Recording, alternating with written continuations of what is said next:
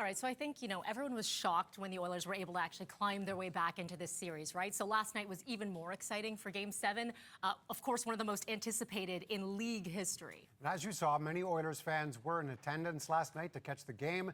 Joining us now, NHL reporter Kate Pettersen, who was also in the arena last night. Kate, how do you describe the atmosphere in the arena last night? There was certainly plenty of Oilers fans singing "O Canada" from the very beginning.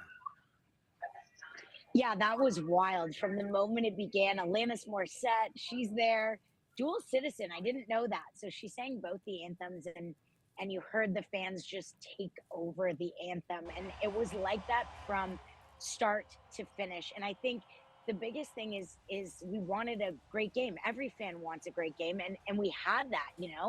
The Panthers, they struck first, the Oilers answered right away, and it was just an energetic building. And I think, we talk a lot about the Oilers fans, and you saw them flooding the streets of Florida and the bars, but the Florida fans were in the building and they were loud. And it's a different fandom if you've been in a Canadian market versus a US, but they were there. They stood there till the very, very end of all the ceremony with the families on the ice. And that final 10 minutes in the building, it was just electric, and you could feel the intensity of those moments, especially when the Oilers tried to push there late in the third period. Kate, this being the first time the Panthers have won the Cup, adding a little something extra for fans. As you noted, they were going wild.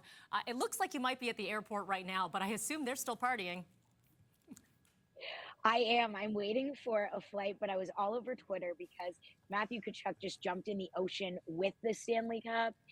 They took it to a bar called Elbow Room on the Strip, and they were pouring beer from the balcony out of the cup into fans' mouths. So I don't know if they went to sleep, but they're out, and they took it by golf cart from the practice facility right to the Strip on the water, and very Florida vibe, showing up in a golf cart with the Stanley Cup. That feels very South Florida.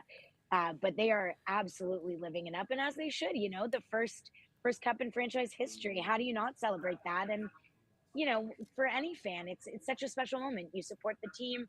They go to Game 7. It's a storybook ending for both teams. To be there in that moment, and incredibly special for everyone.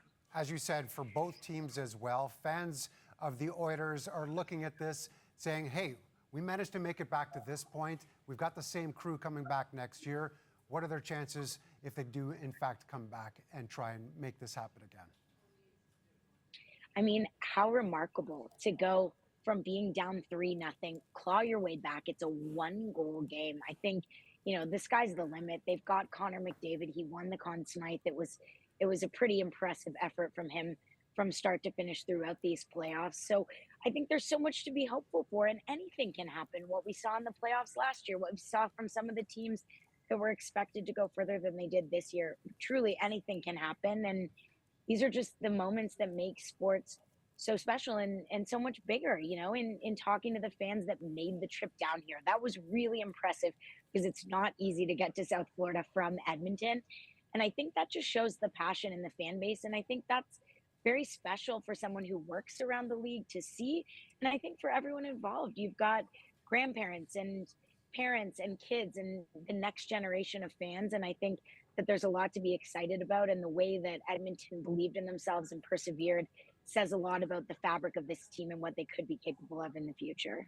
Absolutely. Sky's the limit, and excited for you to be part of history there. Kate, safe travels to you. Kate Pettersen, thank you so much.